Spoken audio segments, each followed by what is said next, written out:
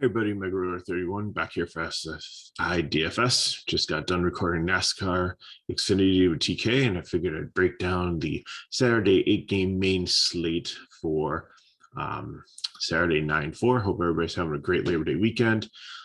Recording this at 12:30 a.m. Eastern time, so some of these pitchers might change overnight and weather conditions, so just stay tuned to that. But I want to get this out early to you guys so you can get back to your barbecues. And I got college football tomorrow, lots of great things, hopefully a weekend with family and friends, partying responsibly. So let's just get through the slate for you and get you some ideas so you can just watch this video quick and get things going. McKinley 412 should have the early slate. I'll probably have this one posted before him, so just check back, subscribe to our channel so you always know when our videos come up, and he'll have something. It's a pretty nice early slate for once on a Saturday also. A couple weather concerns here. Looking at maybe a little bit of rain in the Detroit and Cincinnati game, and then maybe possibly some other showers in another game, but I don't think that one's going to be affected. So I think this first game is the one that I'd be most concerned with, which is kind of frustrating because it's the game I like the most. You have Matt Boyd against Tyler Mahle. Mahle is having a really good season. I know he's priced up to 10-2, but I think it's, he's not an ace pitcher like some of the other studs that we see over 10K, but definitely someone that, I would like against this Tigers lineup here. Boyd on the other side, not really interested. And Cincinnati's outside of Core is one of my favorite stacks on the slate here. Just all the righties that they can throw at him. India, Stevenson, he got priced up finally. Castellanos, Suarez, Farmer, whoever you want to throw in there. Even Votto is viable too. Even though it's a lefty on lefty matchup, the Detroit bullpen's horrible. So once Boyd gets knocked out of the game, I'm sure Votto will get up against some right-handed pitching. So just so many options to pick from here. Detroit, if you want to take them as a leverage stack, I can kind of see that, but not super interested in using them at all. Next game is the St. Louis Cardinals and the Milwaukee Brewers. You have Hwang Young Kim against Adrian Hauser. Kim, I have some interest in at 7-7. I think he's one of my favorite cheaper pitchers on the slate. He's struggled his last couple, but before that, he was pretty solid. Milwaukee's kind of on cruise control here. I think they're like 10 games or so up on, I think it's Cincinnati for their division. So I think Hauser's not a great pitcher. St. Louis is a great offense, but really not interested in Hauser too much here. I'd rather take him. St. Louis bats, again, I think there's some cheap plays here. Most of them are like 3K. You just have the 2 5K guys, and then everybody else is pretty much under 4K. So if you want to stack them against Hauser and a GPP, I'm fine with that. Brewers bats, if you think Kim is going to be popular as cheap pitchers, maybe a leverage thing here, but yeah, he's a lefty, but I know the Brewers can throw a bunch of righties at it. So Adames has power, and Garcia has had a decent season. Escobar just seems to be way too expensive. So I don't think I'm going to play many Brewer bats, but I can see, it's a smaller slate, 8 games. If you want to stack them, no problem with that. But I think it's, again, more of a leverage thing against Kim. I think it'll have pretty low ownership. Next team, we have the Chicago White Sox and the Kansas City Royals. We have Ronaldo, Lopez, and Daniel Lynch. Ronaldo Lopez has been coming out of the bullpen, and he's been filling in for Lynn, who was hurt with his shoulder. And now I think there's one of their pitchers was hurt that was supposed to go on Saturday. He hurt his, hamstring or something. So Lopez, I don't think he goes really deep into this game. Giolito's the one that I was thinking of. Even though he's come out of the bullpen, he's only probably going to throw like maybe 4 or 5 innings most. He had a really good game against the Chicago White Sox, I believe it was. Yeah, he had like 29 DK points, and that game ended up being 17-13. So, I mean, he has some strikeout upside here against Kansas City. But again, just not knowing how deep he's going to go into the game, I'm not super sold on him. I think he's an option that you can look at. Lynch on the other side at 5'4". I think this is a real boomer bust play because the White Sox feast on left-handed batting, but Lynch recently, if you look at his box scores, has been pretty solid, anywhere between like 17 to 23 DK points against some decent offenses too, like 17 against Houston, 23 against Houston, 11.7 against New York. He faced the White Sox earlier and had 23.1 DK points. He had 7 strikeouts, 95 pitches, gave up 1 run, 1 home run, and he went 5 innings. So I think Lynch is in play here. But then again, like the White Sox were missing some bats for a while there. They're still missing Anderson, but they got like Ronaldo back and Jimenez back, and they definitely it could go either way. So Lynch is a great play if you're trying to save some money, but he could completely get blown up. So it could go either way here. So tournaments, if it gets you the bats you want, go for it. Cash, stay away. Lopez on the other side, same thing. I think they're tournament plays with some upside, but not solid cash plays. Going to Coors Field, we have the Atlanta Braves and Colorado Rockies. We have Ian Anderson and Herman Marquez. Marquez has been decent recently, even at Coors. I don't know against this Braves lineup. They're pretty powerful, but I think he's definitely in the conversation if you're looking for somebody. Just look up and see what the score was today at Coors Field. It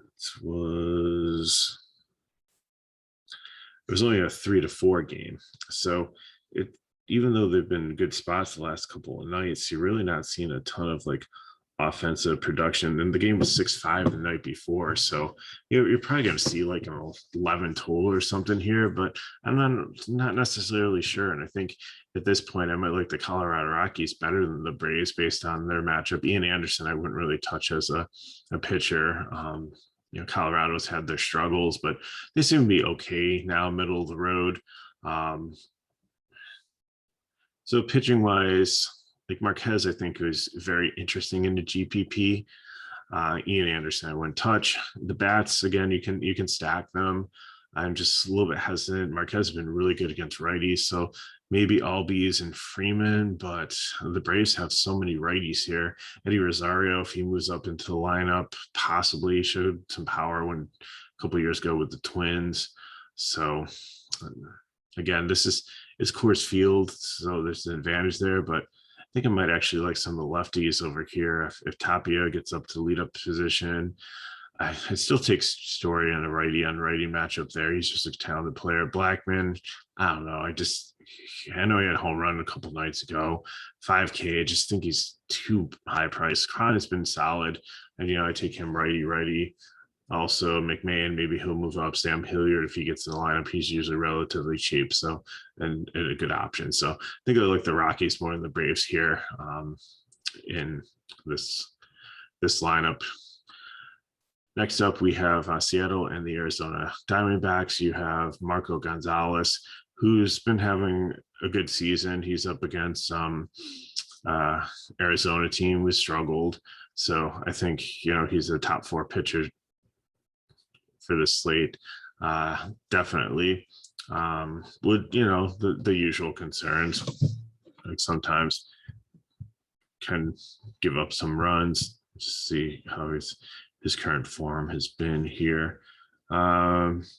He's usually around the teens. I mean, he's got some high strikeout games against some teams that strike out a lot, like Texas. He had 40 DK points, but looking, giving up like 1 or 2 runs a game, but he's going like 90 pitches. So he's going deep in the game, 7 innings, 6 innings, like full 9 innings, 6 innings, 6 innings. So if you're looking for a pitcher to actually go deep into a game, I think he's a candidate there. If you want to pay down Merrill Kelly, I really like him as SP2. He's coming back off the COVID list. He had sick with COVID, but he didn't really say that it really influence his stamina at all. He's been throwing bullpen and simulated games all week long, and now he's finally back, ready to start. So I think he's going to be stretched out and good enough to go a regular amount. And he's had some decent numbers also for 6'7". You don't need a ton there to pay off your price tag. I think people might be hesitant when they see he's coming off of the injured list. He really struggled against San Francisco last time out, but that's the second time he faced them in close proximity. So I mean, that's always hard. It was like one of the last two starts he saw San Francisco. So, but he had 23 points before that, 14 before that against the Dodgers, 21 against the Cubs, 22 against the Cubs, another 13 against the Dodgers, San Francisco like 23, San Diego 23, Milwaukee 24. So I mean, this guy definitely has some talent. And the Mariners are okay offense with some left-handed power there with Seager, but overall, especially the bottom of this lineup like Marmelos and Kalinick and Raleigh, I think definitely there's some strikeouts there. So at 6'7", you don't really need much. I really like Kelly. I think I believe in him for this slate. Bat wise, I mean, Seattle, if Kelly is a good cheap option, could be a leverage stack. Arizona could, there's some cheap bats here if you want to stack them, but I don't think, either one's a huge priority. So if you're multi-entering, then definitely throw a stack of each in, because there could be some merit there, but really don't like them as one-offs or like even priorities on this slate. Next up, we have the Houston Astros and we have the San Diego Padres. Another very good matchup. We have Fermil Valdez against Joe Musgrove. Two decent pitchers here against two different offenses. So it's going to be something that's got to give. I think Valdez would be my third favorite pitcher on the slate here. Musgrove's been solid recently also. But again, you've got two really good offenses. So a little bit of a risk. I think I take Musgrove at 8-9 over Valdez. Just 10K is quite a high price for him against a San Diego offense that has a lot of potential. But I mean, he's got some K upside. He's probably could get about 7 Ks. Let's see if he's faced San Diego anytime recently. No. Musgrove on the other side. I mean, they lose the DH here going to the National League Park, so that kind of helps. It takes one bat out of this lineup. I know Alvarez wasn't in the lineup tonight. Didn't see if he was injured or if he was just had a day off for rest. Let me see if I see any injury designation on him.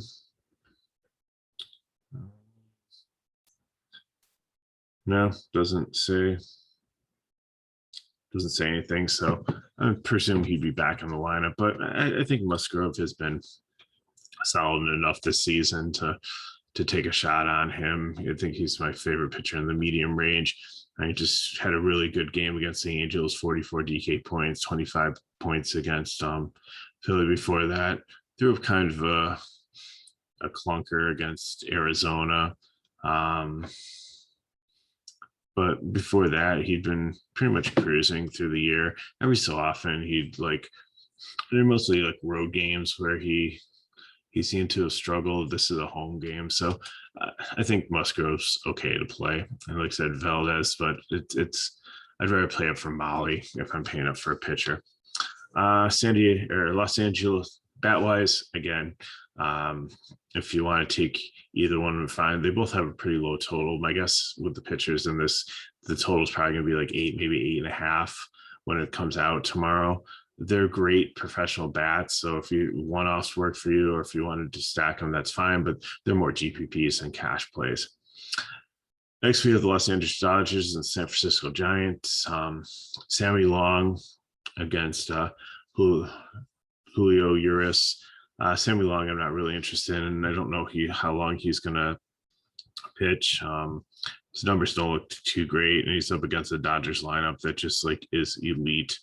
So it seems like he's priced up. Really struggled against Atlanta last time. He gave up 6 earned runs.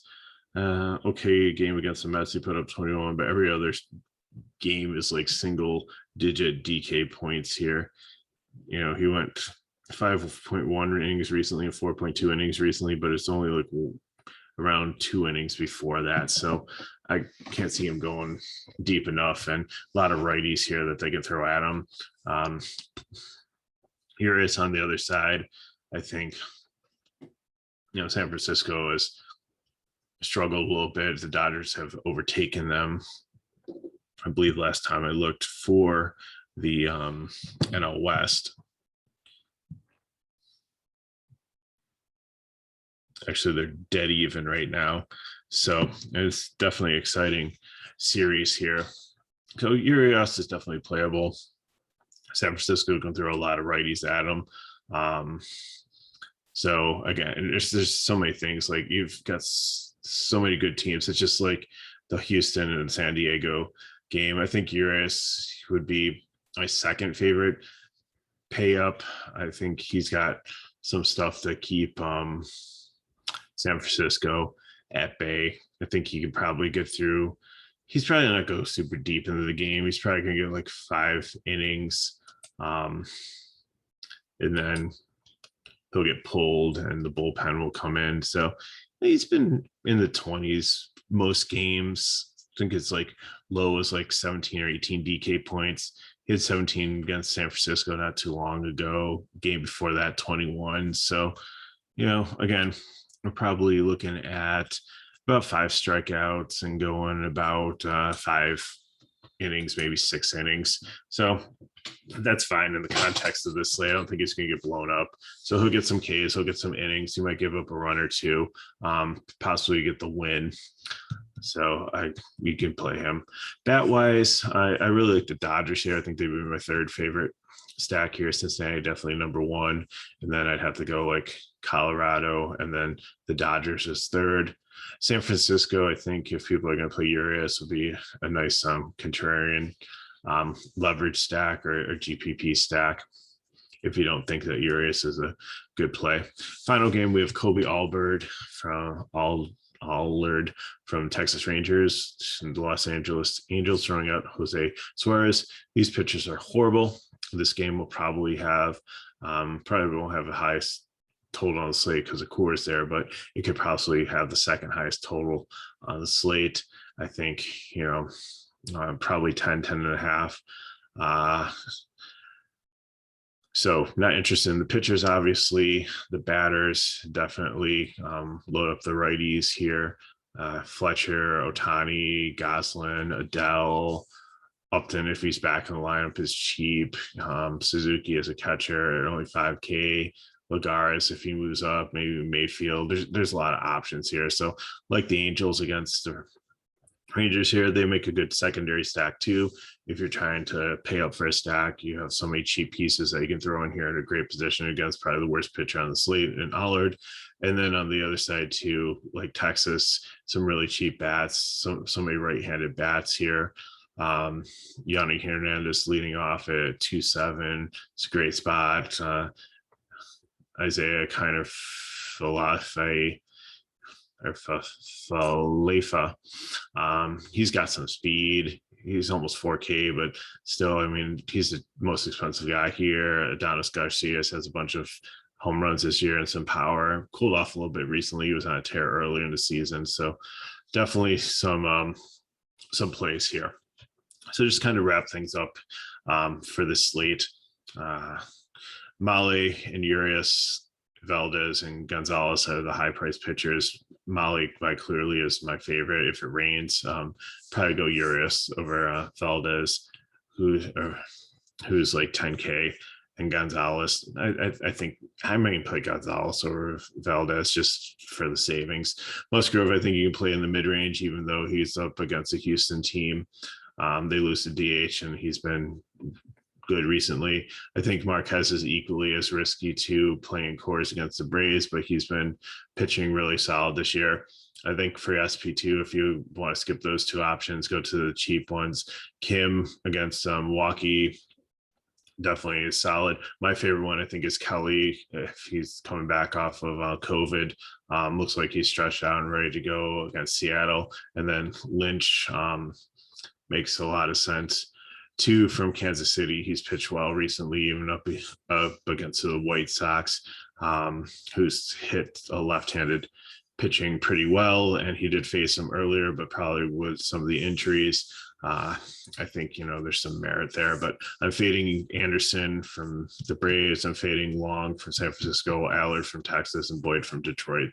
So top stacks: Cincinnati, Colorado, Los Angeles Dodgers, Los Angeles Angels, GPP, Atlanta, just because Marquez is a good pitcher, Chicago White Sox, Houston, San Diego.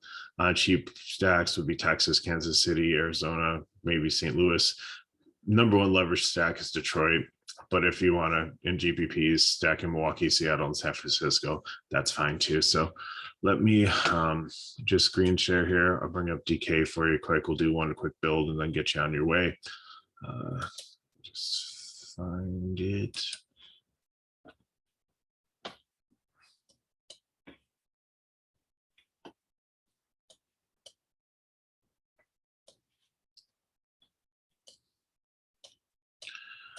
Okay, so here we have DK. Hopefully that's what's showing on your screen. So for pitchers, like I said, Molly, I really like. If it's going to rain, this game is going to play, I'd probably drop down to Gonzalez as my second favorite one.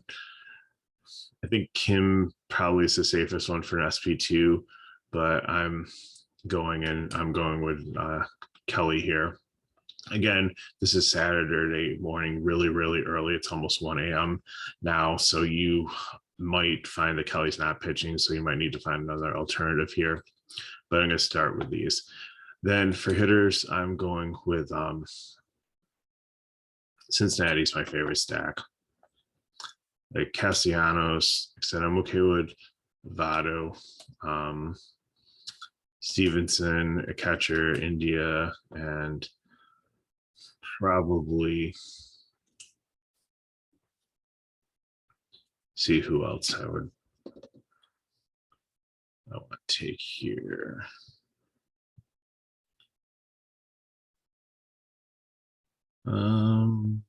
Pharma, I think. Their shortstop, he's been solid recently. He's relatively cheap, so a little bit of savings there. So, I mean, it's not bad. It leaves you 3-5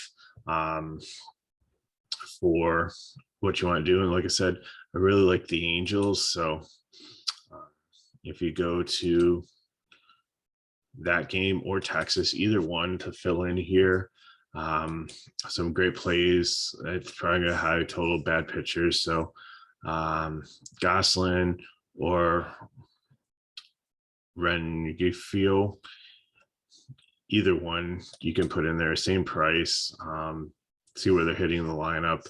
And then for outfield, you have Odell and Upton, pretty much the same. Like you could play Rengifio also here, but let's throw Odell in there. And that gives you 5-1 left for outfield. And if we go back to all games and look at this range, like I doubt Mike Trout will be back. If he is and he's healthy and everything, then perfect, put him in again. But like, Bryant has a split advantage against Urias. Probably wouldn't go there, but we talked about the White Sox liking them. Jimenez works there, Betts works there against Long, Blackman and Coors. If you believe in his mild resurgence recently, Luis Roberts has a split advantage there. There's so many good plays in this range to maybe finish out if all the rest of this works out for you. Again, this is just an example. I'm not giving you like a full lineup or say I'm going to play this lineup, but I'm definitely going to stack Cincinnati. I'm probably going to play Miley, and if Kelly's available to pitch, do there, play him, and then I'm probably going to fill in with either Los Angeles Angels or Texas players for these two positions, and then that leaves me a nice juicy around 5K guy for the final outfield spot. So really appreciate you guys watching this video. Like I said, it's Labor Day weekend. Hopefully everybody's having a good time, celebrating responsibly. And so like our video, please. It just helps us get this information out to so many more people. Subscribe to our channel so you can see when our videos come out. We've got so many other things coming out. With NFL coming, we'll be covering all that. College football, if you can play that in your state, is available there. When we've got PGA, not just like for the main lock on Thursdays, but every day if you're playing showdown slates. NASCAR, we got 3 races. TK and I are going to try to cover all those videos. I already did the Xfinity one. We'll definitely have a cup one. We'll try to get a truck one out to you also. Esports, when they come up, we have soccer. That's like one of our bread and butter sports here. You got international play this weekend, so a chance to get some information on who to play in those contests, and just appreciate everybody watching. So subscribe to our channel. When the videos come out, give us a like, put some comments below, or reach out to me in regular 31 on Twitter, and we'll see what we can do to help you. In addition, especially because I'm doing this video so early, so some things might change. And if you have any questions or new guys pop up in the pitching rotation, taking the place of some of the guys that are supposed to be pitching at this point, then it's the perfect time to ask a question if you think they'd be a viable play for the slate. So thanks again for watching. Good luck. Have a great weekend.